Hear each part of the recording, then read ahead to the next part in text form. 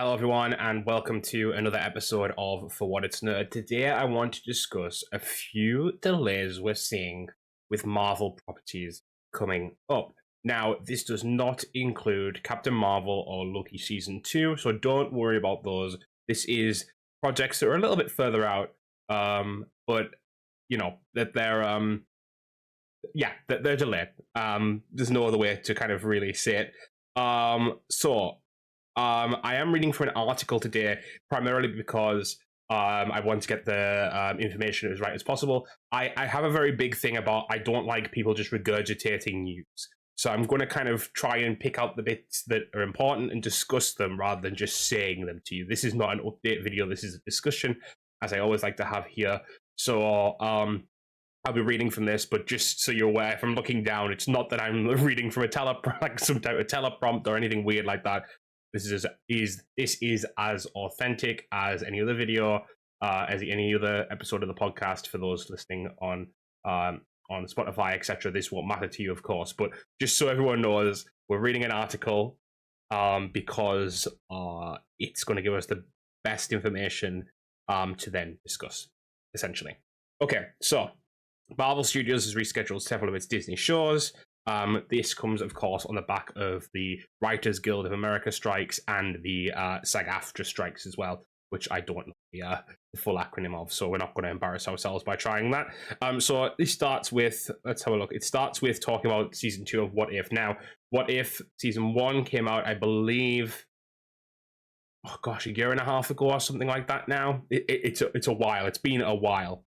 And season 2 is meant to come out the beginning of 2023, but it's been delayed a few times because of that. It's now going to be December this year. Now, this one's weird for me because it seems to me that this show has been done for a while. So I don't know why they're pushing it back, unless it's something that they're trying, like, unless it's something that's connected to another project, like, unless there's like an intimation in this project. Like, maybe one of the episodes are for a show or something that hasn't come out yet because of X, Y, or Z reason.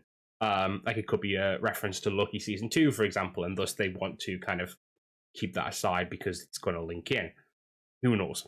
But, yeah, it's been weird, especially because Season 1 had an episode missing. Remember the Gamora and what if the episode would basically be what if Tony Stark had landed on Sakaar after like going through the portal at the end of the Battle of New York. So there's already an episode that was basically not done but way on its way to being finished because there was the Lego set. There's Gamora showed up. That Gamora showed up at the end of the this first season. So that's a very weird one for me. I don't know what's going on with that. That seems like I can't really rationalize that one. Like any other one, I can be like, okay, it's the strikes, or okay, this might be going on, or okay, they might be moving this because of this. But that one is very weird to me because unless it's just animated issues, like they're not confident on the animation for a few episodes or whatever. I'm not sure, but yeah, it's a weird one. So that's that one. Now, Echo. So, funnily enough, I was just rewatching Hawkeye the other day, but 2021's Hawkeye starring, obviously, Echo. It was moved from November 29th to January so it was meant to come out in November this year, and it's now moving to January 2024.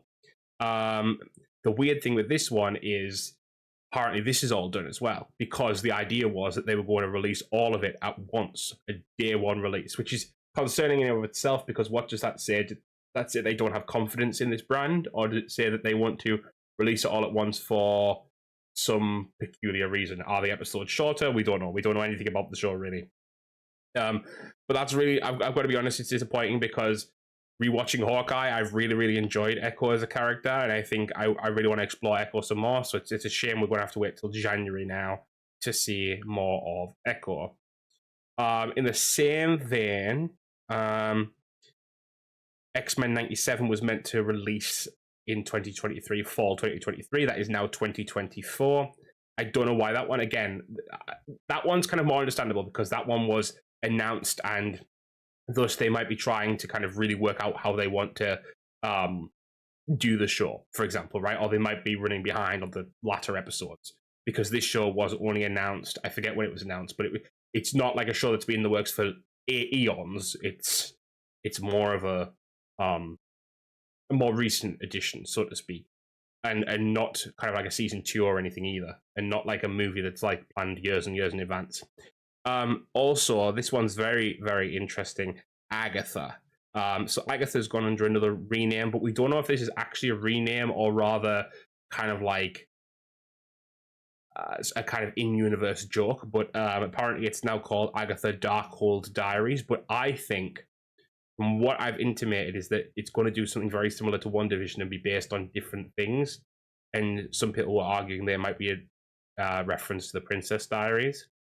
Not 100%. Not 100% on that one. But anyway, this is completed filming. So I don't know why quite this was pushed back again. But it's looking to be... so this has been announced 2022, and it's now moving to, I think, a 2024 slot. Which, again, disappointing.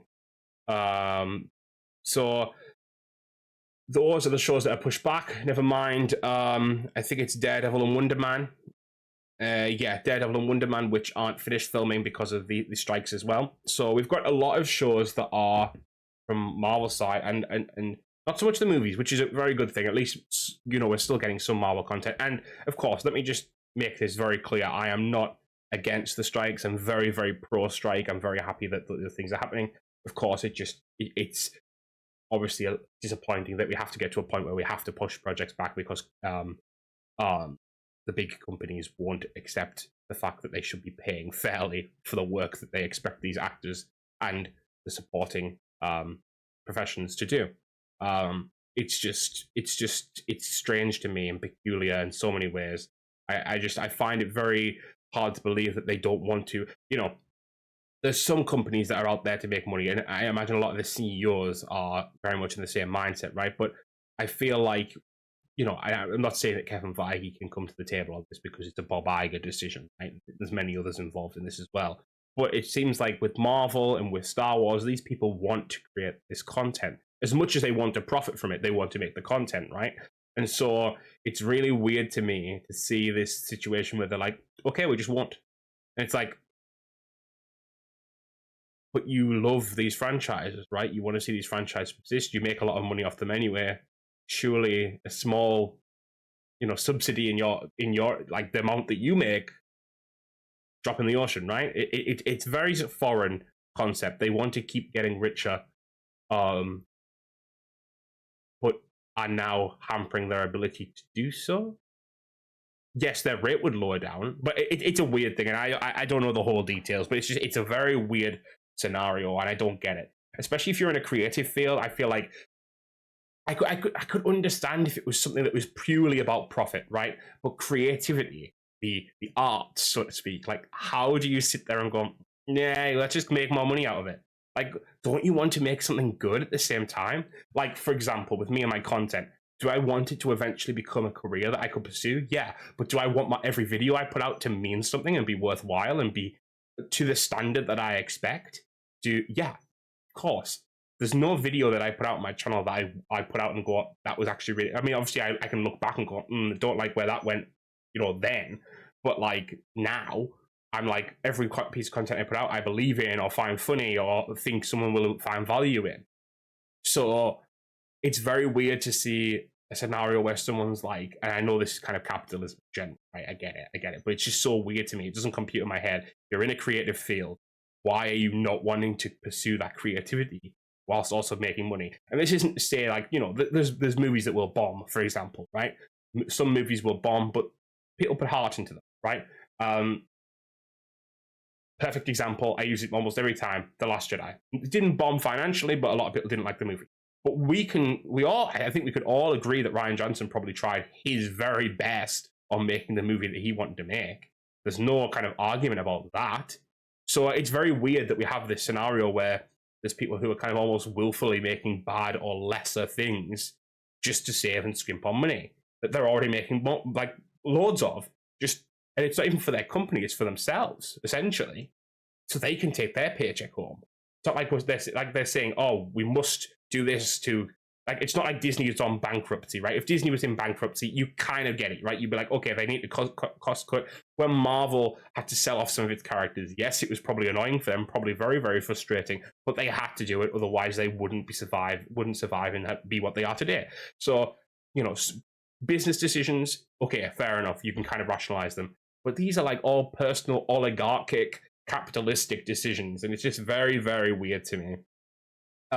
But you know, luckily some studios are very much coming to the table on this, and some studios aren't part of the group that the WGA and SAG-AFTRA are striking against. So there's actually a number of movies that are still being worked on. I think A24 are working on 2 movies at the moment that are essentially outside of the issues. So I think Paul Rudd and oh my gosh, I forgot her name now.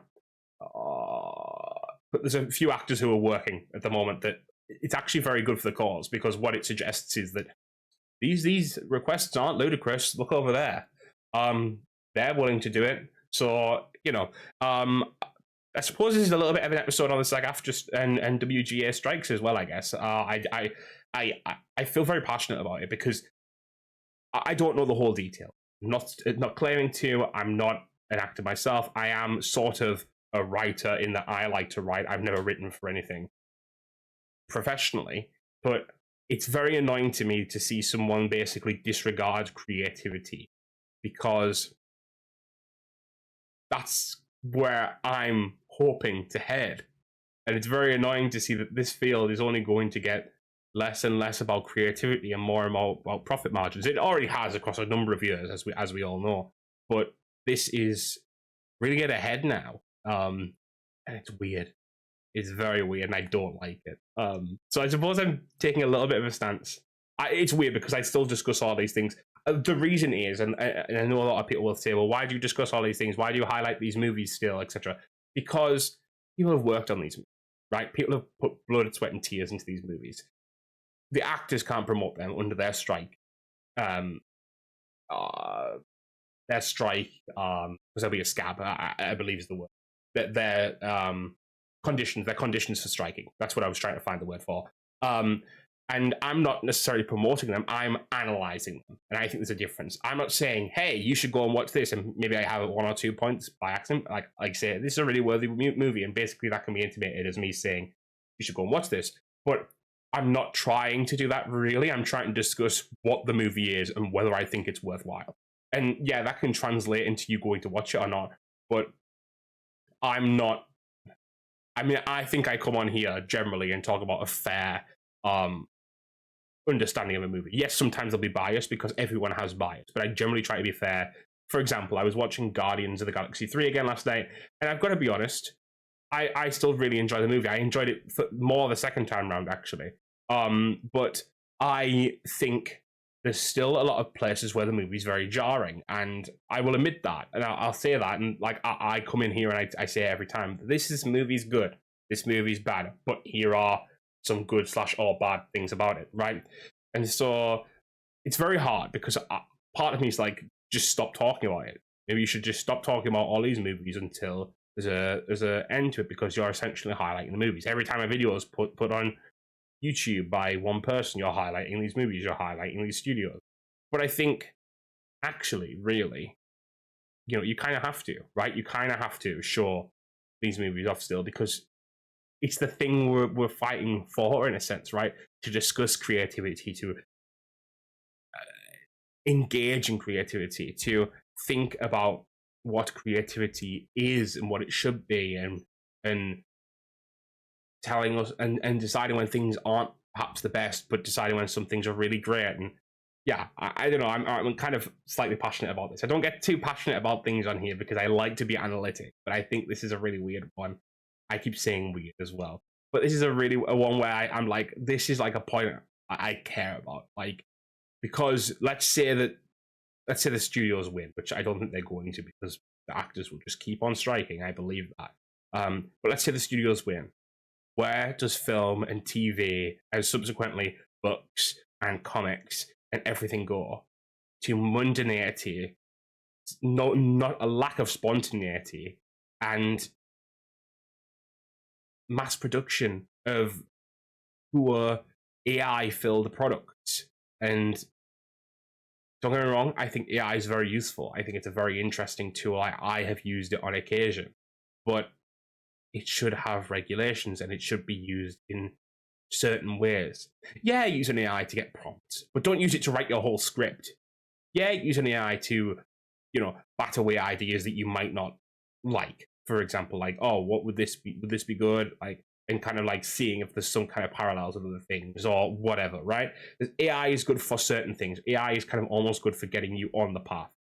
Like, because AI is reading everything that's out there, right? And then deciding something. So, like, if you were to read articles on every single book that ever existed, an AI could do that and then tell you, hey, these are kind of like the tropes of X, Y, and Z. And you'd be like, okay, brilliant. Now I'll take those and subvert them or use them in a weird way. That's just pulling information from a computer still. But getting AI to write your script or an AI to act, essentially, and don't get me wrong, sometimes those are quite funny. We all get it. But getting it to do it in real terms, in professional capacity, is just, it's crazy. It's crazy that we're even contemplating that. We know it's such a slippery slope. Before long, there'll be nothing worth watching, reading, being enjoying, because it'll all be the same or similar or pulling from multiple different crazy things and making something even crazier that just doesn't make sense and isn't worthwhile. Like, crazy to me. I can't even begin to understand how someone would take that viewpoint. That would be great. But yeah, so I've had my little rant. We've discussed the delays at Marvel. Of course, there's delays across the board. Star Wars is looking to be okay in this regard so far because it doesn't really have loads and loads of projects that are on the go at the moment. But it'll catch up to Star Wars. It'll catch up to other stuff before long. It feels very much like how it felt during COVID right now, that everything's shut down, movie-wise, pop culture-wise, and that it's kind of like waiting to see how the lay of the land is. I didn't like it then. I don't like it now. I'm really hoping this is resolved sooner rather than later, but if it isn't, that is what it is. And I fully support the actors and writers strike because I think it's a fundamental right to be creative, in my opinion. It might not, be something that is kind of stated properly anywhere, but I believe it is, and it should be. And so, yeah, I think that's it for this episode, guys. I hope you guys have enjoyed. If you guys have any opinions on the strikes or Marvel delays, let me know. Thank you guys, as always, for watching / listening, and I'll see you guys later. Bye, guys.